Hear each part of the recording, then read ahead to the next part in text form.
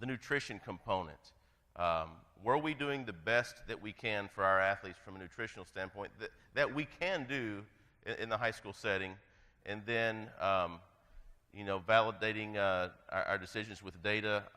This shoot package here that you see, that's a football thing, and I have no idea what that means. It's just going to get skipped. And so that's kind of the history and where we've been and what we were looking for. So here are the areas that we utilize this GPS. And let me tell you just a little bit about what this is. Has anybody ever heard of Catapult or any other GPS tracker device? A few of you. It really started in soccer, really, especially overseas. This particular company that we use is based out of Australia, and it's basically a little device, much smaller than a cell phone. It's probably about half this size, maybe a little bit wider, and the players wear what we affectionately call a sports bra, and the boys really like that term.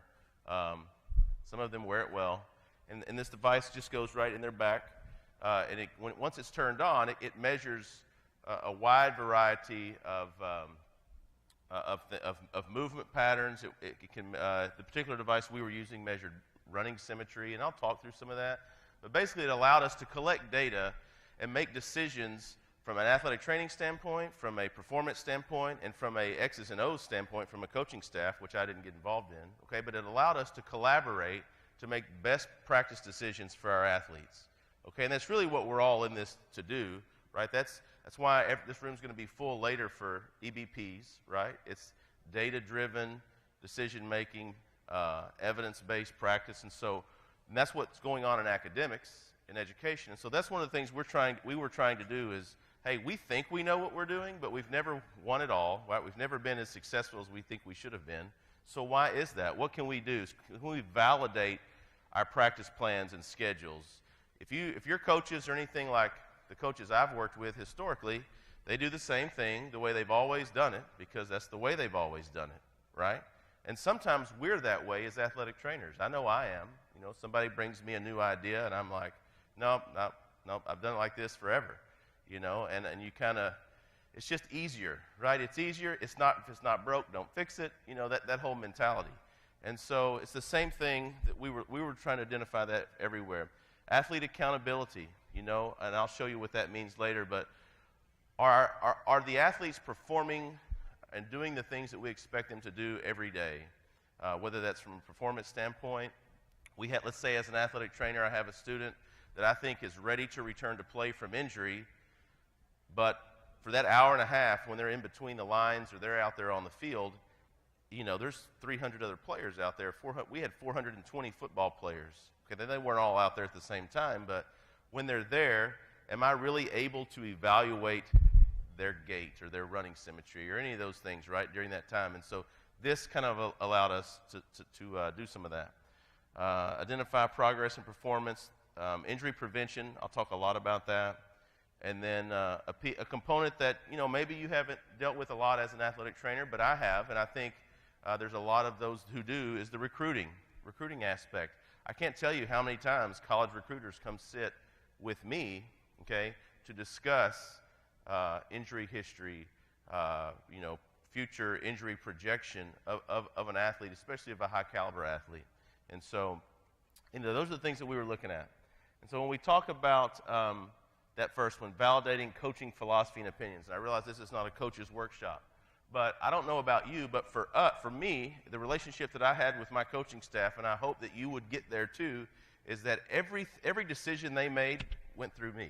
Okay, it didn't mean I had to approve it. It just means if he was going to make the schedule for the day, we sat down and we talked about it. We talked about, and this is talking about football specifically, but we discussed how long are we going to practice today?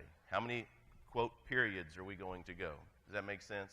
What was the length of time? When were we going to have breaks? It was just a planning thing, right? But we had planned together a certain way, and we decided to shift away from a traditional approach to planning. I'm going to tell you a story. So when this guy got this job, and I had gone and worked for the hospital for a few years, and I decided really education is really where I wanted to be. The hospital world was great, and I got to play a lot of golf, but it just wasn't fulfilling for me. And so when he called me and we came back, we talked about, he said, hey, look, I really think we need to change what we're doing. He said, hey, I went to the University of Oregon and listened to a guy from Kentucky speak about GPS and performance and injury prevention and what can we do to help make our program better. He said, I want to make those changes. He said, but I've been doing it the same way since I was in West Texas. And he said, if we make these changes and we go 6-6, they'll fire me. And they would, probably. It was his first year. And so we didn't change anything that year, and we went 6-6. And so they were going to fire him anyway. So the next year we said, you know what, let's do whatever we want to do. Because it was the political climate where I was working was very difficult. People, they were after you. There was an unrealistic expectation. And so he knew he probably had to win every game or he was going to get fired. Let's just be honest. And so we said, you know what, let's just do whatever we want to do, however we want to do it. We invested in this software. We invested in this equipment. We started changing our traditional approach and weekly practice plans, our daily plans. We were able to validate what we call validating workload and effort, practice versus game. And I'll show you what that means here in just a second. And then we changed our perspective a little bit of nutrition, recovery, and rest. And so I don't know if you can see this, but this is just kind of a sample schedule that we used every week. And I'm going to show you the things that really applied to me as the athletic trainer. So let's say this is a traditional game week where we practiced Monday, Tuesday, Wednesday, Thursday, and you may have had your sub-varsity games on a Thursday, and you have a varsity football game on a Friday. And Wednesday, you see, it says BYB. It's not BYOB, okay? A lot of the coaches thought that was BYOB Wednesday, and it's not. It's called Bust Your Brain. Where we got this theory is this idea, I don't know if you've read about this in some of the college programs, they have this no sweat Thursday is what they do, is they practice Tuesday, Wednesday, they take Thursday off, they practice Friday, and they play Saturday. We took that model and we shifted it to Monday through Friday, but I have a strength and conditioning coach that can't stand the idea of no sweat, so it was bust your brain. So we practiced hard Monday, hard Tuesday. We took Wednesday completely off. And what we did on Wednesday when we took the day off is it wasn't a mental day off, but it was a physical day off because we did rest. They did a few little walkthrough things that they would normally do in the traditional model on a Thursday. And then we had what we called recovery time, okay? And that was a big investment in the athletic training room. And so the year before we started this process, I sent all my staff to get certified in dry needling and some other hands-on soft tissue techniques. Whether you believe in those things or not, the truth is our students, where I was working, were leaving the school. They were leaving the athletic training room to go get these services somewhere else, right? Whether it's PT, chiropractor, massage therapy, Chinese intervention medicine, whatever it may have been, right? They were going somewhere, grandmother, whoever. They were going somewhere to get something else. And we felt like we had two options. We could either increase the amount of tools we had in our tool belt, okay, and get better clinically, or we could just let them go. Okay, and if we wanted to control as many of the controllables that we could, and so what we did is we did that. So on Wednesdays, they would go to, let's say, go to offensive meetings and reading and writing labs, do some academic stuff, while the defense would do recovery. And the athletic training room would be full. And I've got some pictures of that, whether it's in cold tubs or hot tubs or boots, or they're getting long stroke massage or needling, whatever it may be. It wasn't a country club. Now, I know what some of you are thinking. I'm no country club operator, right? We made those decisions on who got what.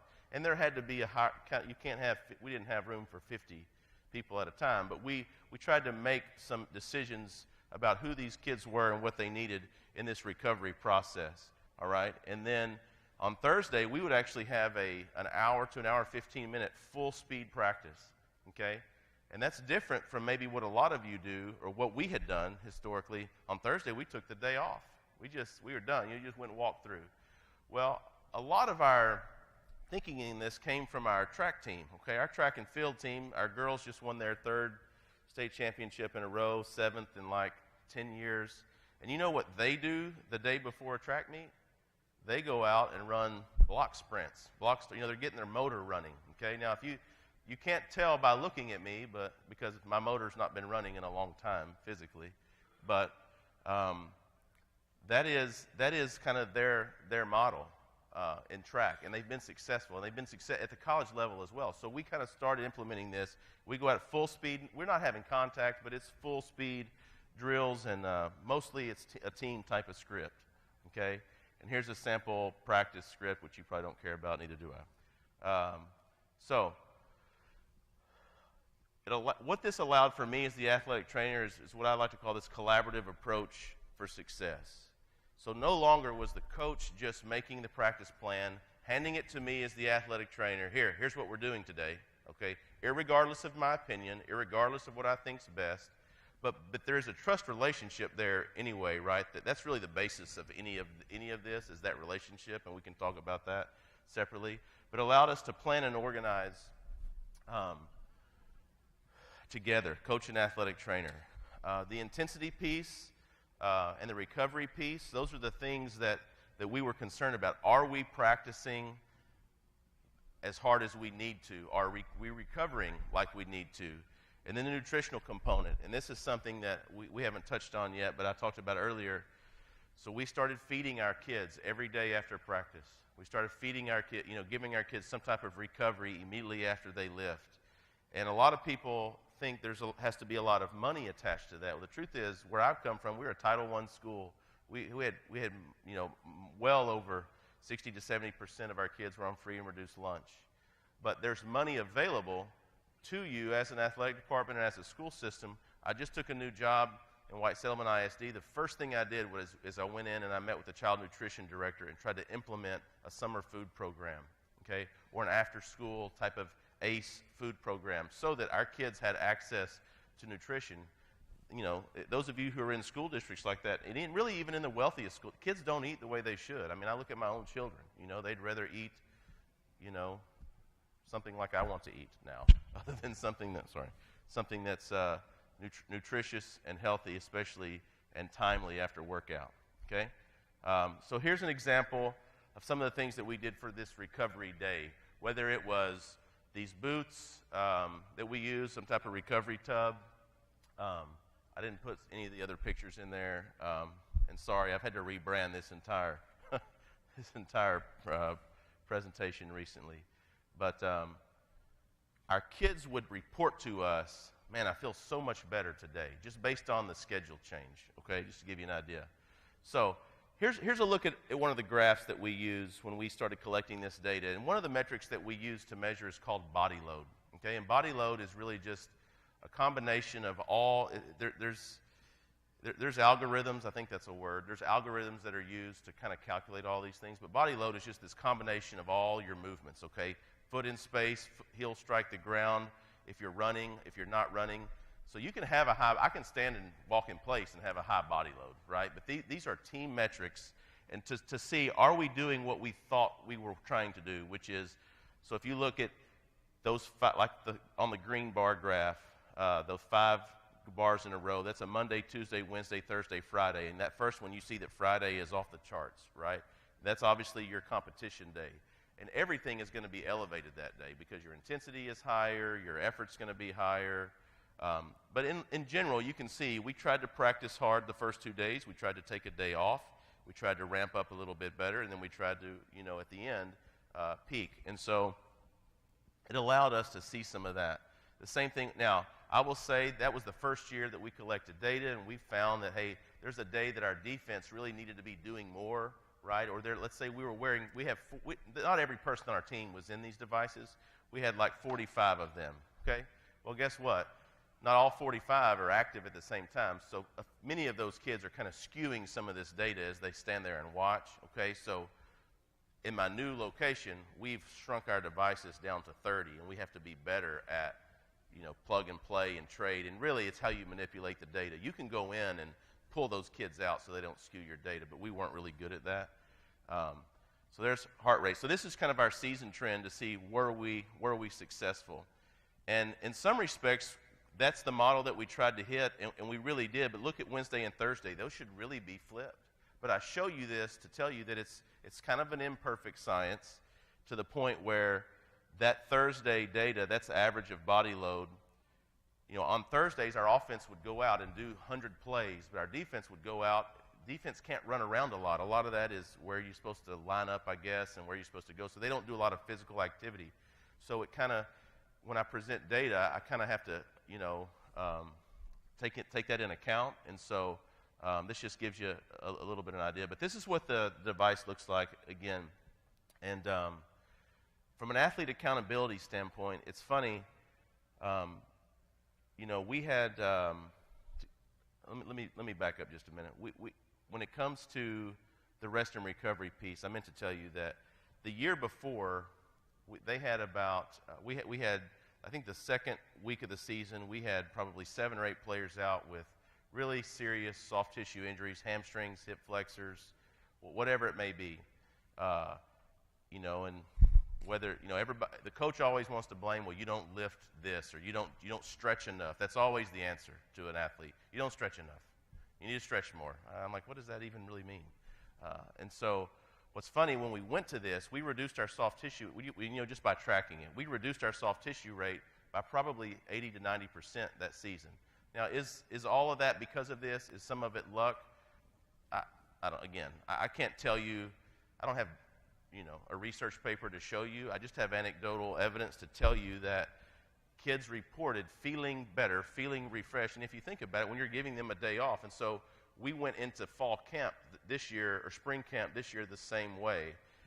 Last year when we did fall camp, we just go 2 weeks really, really hard. Well, guess what? By day 4, by day 5, you start to your body breaks down. So we started thinking, why are we practicing like that from the beginning? Why are we starting at 100% when we probably ought to be starting at 50, 60, 75%? Take a day off, care for them early, because you and I both know you get a soft tissue injury early in the season, it's 6 weeks into the season before you're really 100%. So now you've got kids, because if you're like us, you got to have kids playing. So they're playing at 75, 85% the entire season until you get to the end. And so you're putting your kids in a deficit from the very beginning. And so we just feel like this allowed us to change the way we think. But it took everybody buying in to change that. You know what I'm saying? If you have a head coach or even an assistant coach, especially a coordinator who says, I don't care what that says, this is the way we're going to do it, then it's a waste of time, it's a waste of money. You know what I'm saying? Because there's a story that Jimbo Fisher, when he was at Florida State, they were utilizing this type of technology in the first year. They would come, because you can set up, alerts. Here, his body load max is, let's say, I'm taking an arbitrary number. Let's say the number is 5,000. Well, when Josh hits 5,000, he probably needs to come out for the day. Well, practice maybe is only halfway over because Josh was late, and he up-downed for 20 minutes, and then he had to do 20 gassers before practice started. Well, guess what? Those things affect performance, right? And so a coach who's all into punishing kids physically has to start reevaluating the way they think, because it affects their injury rate. I mean, it really does. And I never really looked at it that way. I was always just pissed off, pardon my language, when we'd start practice over after being an hour into it because people weren't running around it the right way or whatever. But now that I look at it through these glasses, we're affecting the physical health of our student athletes by not thinking through some of the decisions that we make. So let's talk about accountability. We were able to see some things. We can take a kid. Let me get where I can see. I'm getting old. So like this first slide, there's a Monday, Tuesday, Thursday, Friday, for example, and this is miles per hour, right? We measure how fast kids run, and you look at his Friday games, like in week 2. That was against Cedar Hill, so it was a real competitive game. In the game, he ran 19.7 miles per hour. There's another game he ran 19.8 miles per hour. That's pretty fast. We had some kids in the low 20s even, 24, 23. But what's funny is if you look at this, there's a practice up there on Monday. He ran 10.7, 14.8. And so it makes you ask a few questions. Number one, is there something wrong with you? Like, are you hurt physically? Can you not run? Like, if I look at your data and say, why? He's not running as fast today. or is he not giving us good effort for a certain reason, right? So for me as the athletic trainer, I look at this data through one set of eyes. The coach can look at this data through another set of eyes, from maybe the effort standpoint, okay? And we can come together and have a conversation about the kid where I bring my expertise, he brings his expertise, and together we talk through this and figure out, okay, is this something I need to handle, or is this something that he needs to handle as a football coach? You can have these conversations with players. They can talk about, it creates some competition. It's kind of neat, but application here in this room, I would say more has to do with recognizing early onset of injury before it actually happens, okay? You can identify some performance progress when you specifically talk about performance.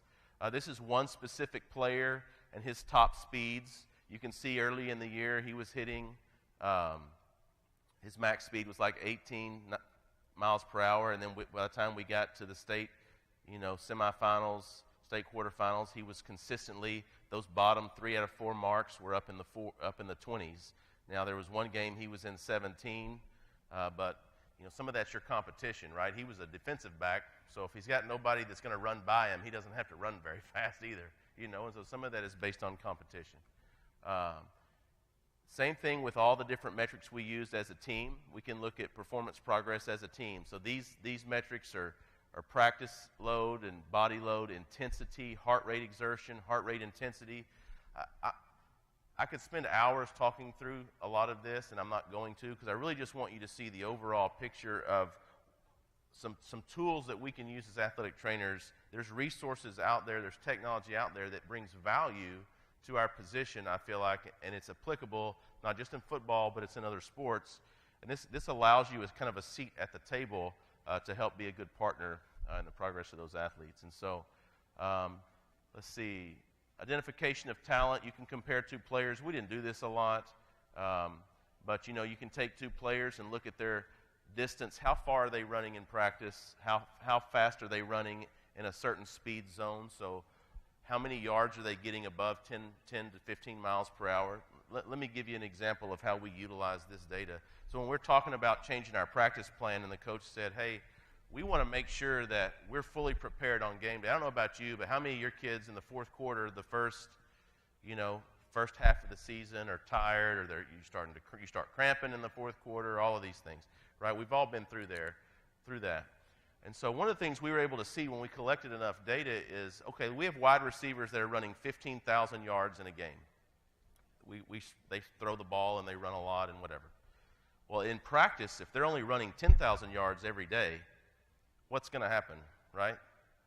They're not in condition for that 15,000-yard game. Okay, so we had to make sure we were practicing to the level that we were going to be competing.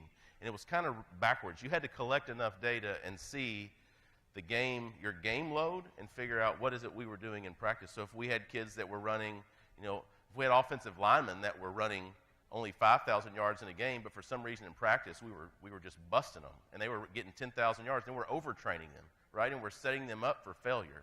These are all things that coaches, by and large, think they know what they're doing when they set up a practice plan. That's what they think. They think they've got it all figured out. But the truth is, I don't know that they really know how they're treating their athletes unless they have data to support it. And again, that's what this does for us. Let's see.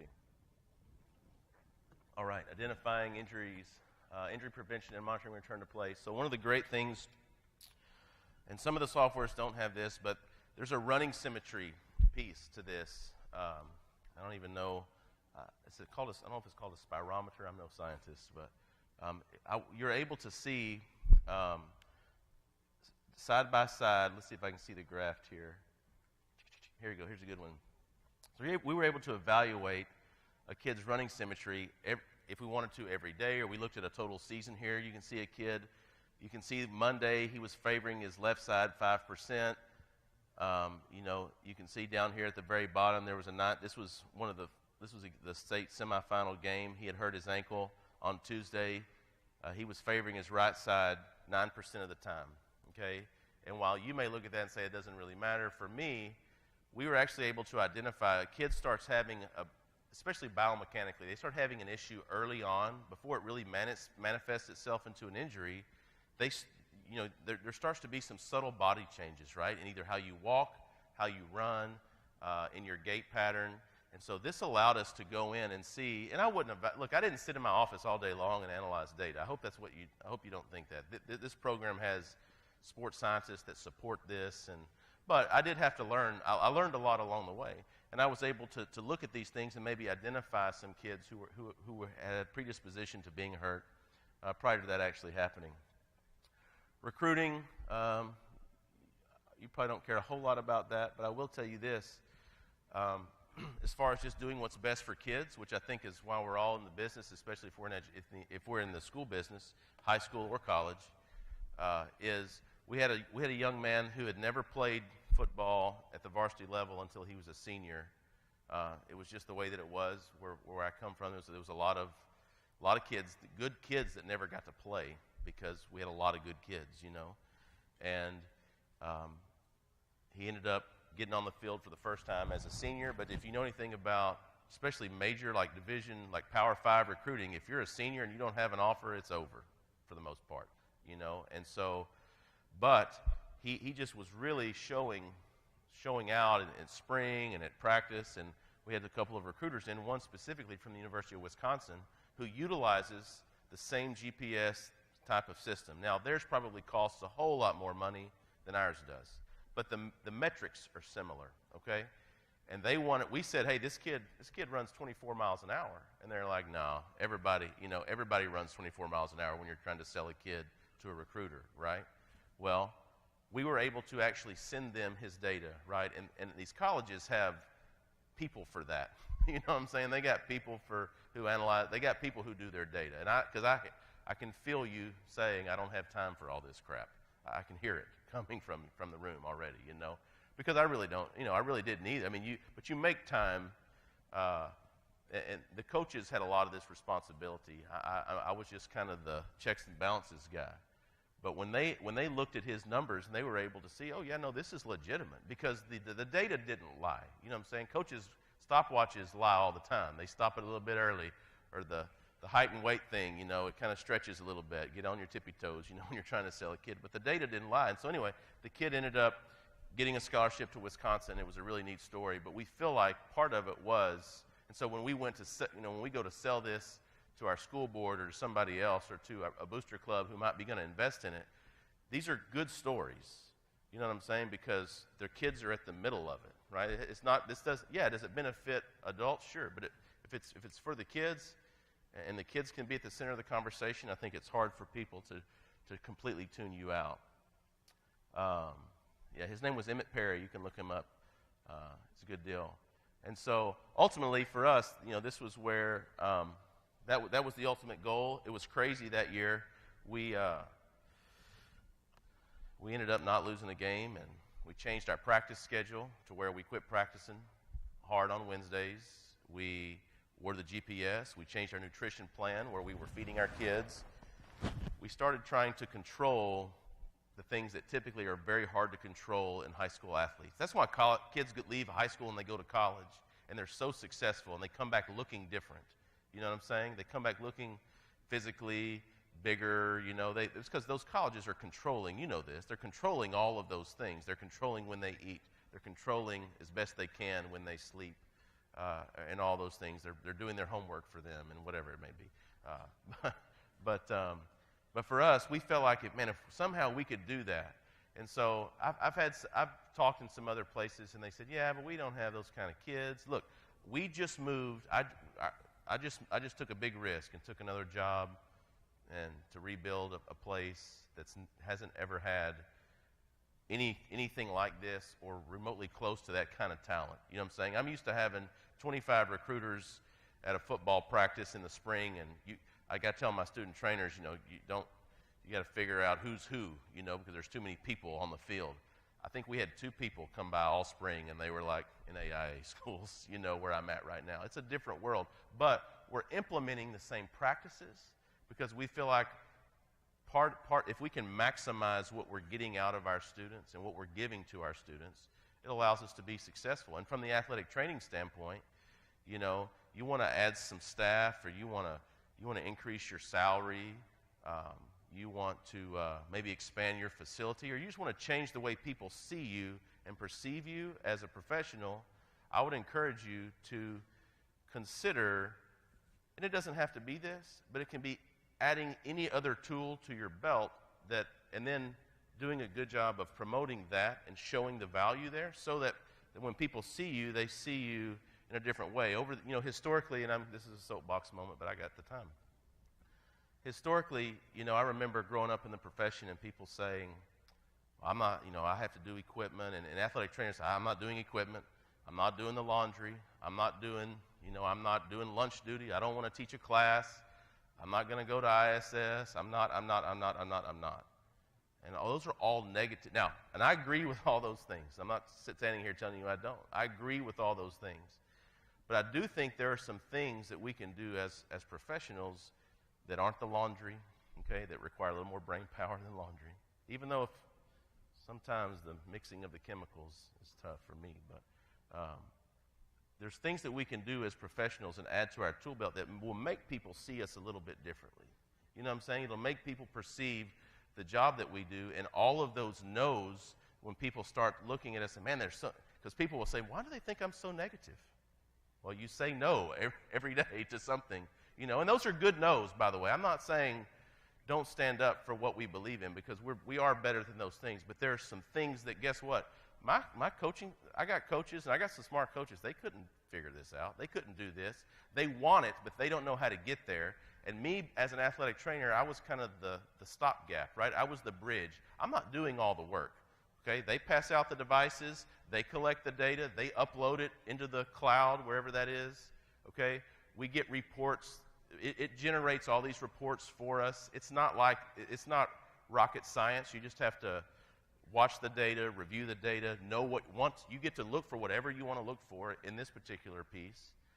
But what it allowed for me professionally is it allowed them to see me as, man, this is somebody who can get something done that I can't get done, right? And then what did it do? It elevated them to they became championship coaches, right? So I'm taking all the credit for that. Not really, but they have value. They see value now.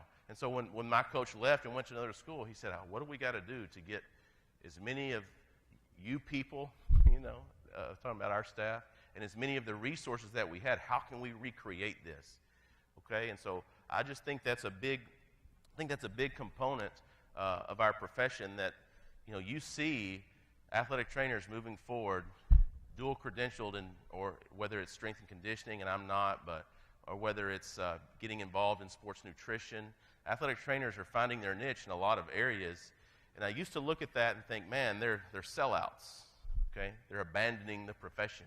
I've even been accused of abandoning the profession by taking an administrator's type of role in a new school district. Somebody emailed me back and said, oh, so you got out of the profession. I said, no, I'm about to make it better. I'm about to show a school district what an athletic trainer in leadership can actually bring value, instead of continually telling us we belong over here. How about we belong everywhere? We're probably a lot smarter than most athletic directors in the room, if we're honest. You know what I'm saying? I hope there's none here. But Tracy and I gave a talk at, we teach a class at the Texas High School Athletic Directors Association meeting. They have a new athletic director's certificate that they are, imagine that, right? That you got to have a class or something, or some training to be an athletic director. It's pretty awesome. But Tracy and I got, I'm very sarcastic if you don't know me. Tracy and I are writing the health and safety component, all right, for athletic directors, so that they fully understand what the requirements are. And this is high school, okay, high school athletics, public and private. But so they fully understand the requirements of health and safety, whether it's legislative mandates, weather, emergency action plans. There's even a component in there that's called coach-athletic-trainer relationship. Okay, imagine that, all right? And so there's 6 or 7 modules that we're going to be teaching through. And it was amazing when we were done this last time in Waco, we talked about legislative mandates and something else. How many athletic directors flooded the front of the stage and said, now what is that called? Emergency what? Or that weather policy. Can you send us a copy of that? And I'm thinking, you guys are making all the money, you know, and you have no idea what the hell's going on and what's required in your school district. You know what I'm saying? Now that's a general statement. There were plenty who'd probably do, but I encourage those athletic directors when we were talking is to. I'm not saying, hey, athletic trainers, you need more work to do and they should put all this stuff on you. But what I'm telling you is you guys have knowledge that is valuable to those people, and if somehow we can connect with that, it will elevate the value of our positions. Okay, and so it doesn't have to be GPS. This is what it is for me, along with some other things. This is just one of the things that I like to do. But I'm encouraging you as I'm winding up here. If it's not going to be this, because when I spoke at Los Fresnos and they loved it, and it's a great idea, but it does cost some money. You know what I'm saying? And everything costs money. But what doesn't cost money is having some good policies. Being available to be the authority on matters of health care in your school district. You know what I'm saying? Here's one. I don't let my coaches do online concussion training. I do it. You know what I'm saying? And it's, you know why? Because they need to know that we are smarter than they are.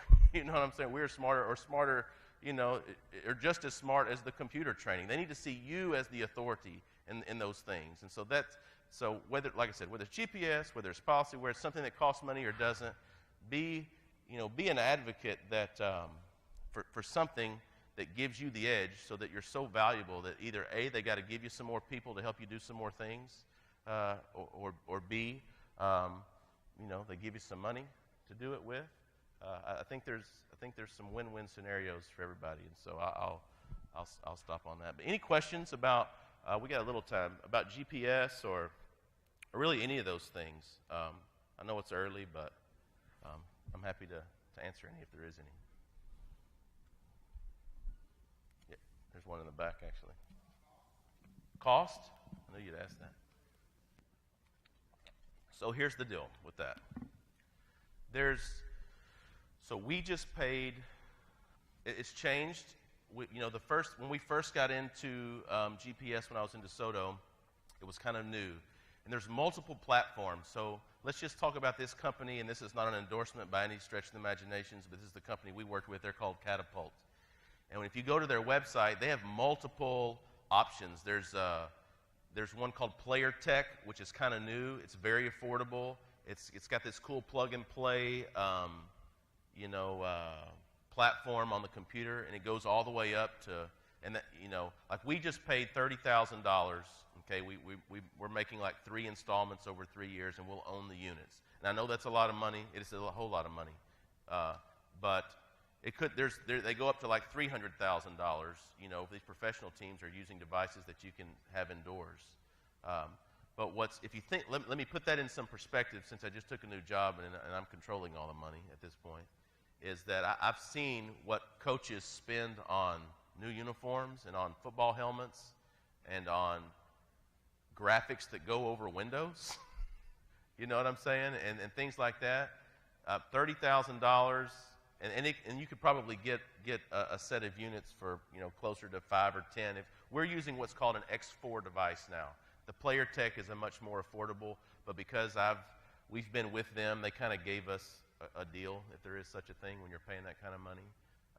But so it's, and again, they came in increments of 15, so we now have 30 units instead of 45 because we just felt like we had too many kids standing around. It wasn't a good value for the school district. But there is an investment there, but it comes with all kinds of support. We have a sports scientist coming in who used to be the strength coach for the New York Giants next Monday and Tuesday to spend 2 afternoons with our staff to help show them, hey, here are the metrics. What are you looking for? What are the things that you want to see? For me, as one of the athletic trainers, it's going to be unique because the devices we're using now don't allow me to evaluate running symmetry. But there are other metrics that they, with their help, can show me, oh, here's how you can see maybe predisposition to injury. So I'm going to learn some things along the way. So it's pretty cool. I hope that helps a little bit. Anything else about anything? Yes.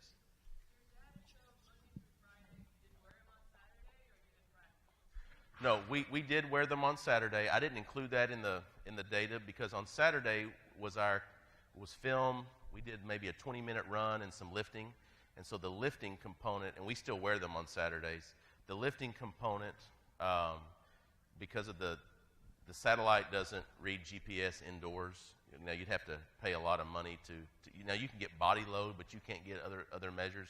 So the data is real kind of skewed. But if we want to look at every Saturday and say, okay, our Saturdays were consistent or they weren't consistent, I could have included that. I just cut it out for just a Monday through Friday. But like right now, and I didn't include any pictures from my new school, but we're wearing them. We wore them in the spring, and one of the things we've never done is wearing them during summer conditioning workouts, just to kind of see.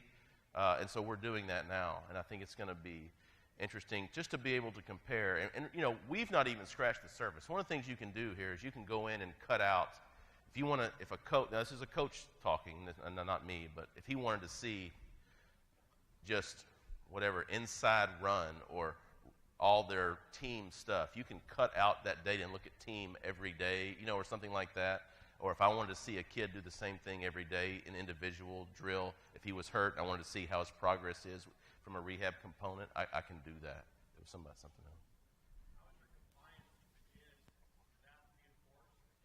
You know what? Early on, there was a little bit of resistance because of the sports brawl. Okay, they were like, "What?" And it's another layer, right? And so at Alabama, they've actually, because it's Alabama and they can do this, they invented something to where it just fits in the shoulder pad, so it's one less thing they're wearing to slow them down. I guess these are very light. But really, once we got into a process, it was really easy. They just come by, pick up their garment, put it on.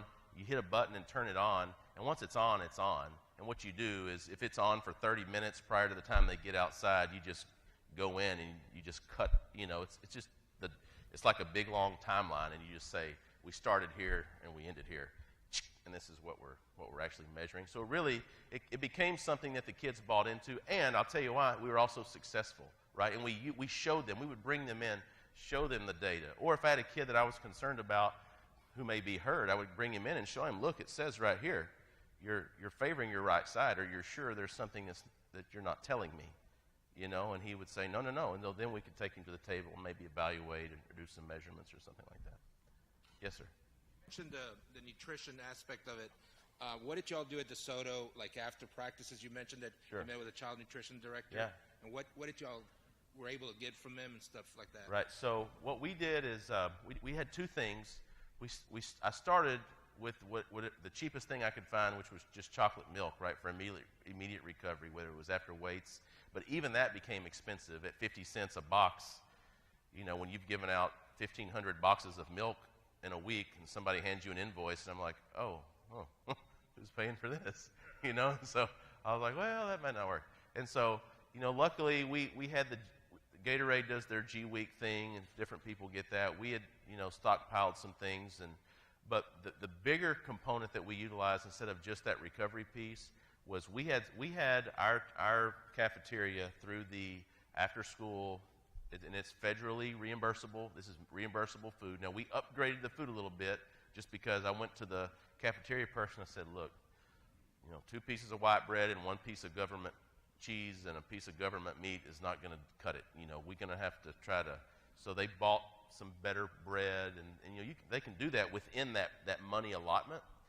And so I would, for example, let's just take an arbitrary number, 200 meals every day. They would make their meals. Whoever's calling me, I'll call you back. They would make the meals. They would bring them to us, or we would go pick them up. And yeah, that was more work for us.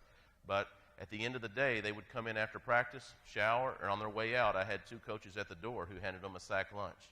And it was required that they eat immediately. Now we had kids that look. You're also subject to how many the good kids you have, right? We just did this at my new school. We're opening the cafeteria right now every day after summer workout, so they can work out and immediately go fuel, and that's all reimbursable. Kids walked in, saw the food, turned around, started walking out. You know what I'm saying? I said, no. This is not optional. You know what I'm saying? Like, eating is not an option. You're not going to leave here. You will eat something, okay, or you won't play for us. And it kind of has to be that way. Now, I get it. There has to be something that they like, but that's where the relationship, I think, component came in. And so I went back and said, hey, there was no meat here today. They had pancakes and some things and chocolate milk, whatever, but can we get some bacon or sausage, and trying to just make it to where, it's that whole component of, well, I'm not giving the kids Gatorade today. Well, if they're not drinking your water, they need to drink something, and if it tastes good, maybe they'll drink it. You know what I mean? So we work through child nutrition in that component, and they were getting some type of food like that. And for those of you who are interested in that, and you might be Title I and can do that, it also included our pregame meals, right? So they could do a pregame meal. I know a lot of people do their pregames differently, but as far as when kids have to pay for their food, it's just you can use that money for something else. You know what I'm saying? And if you can get them to make a quality enough meal, we were able to utilize that. So, good. Thank you. Appreciate it.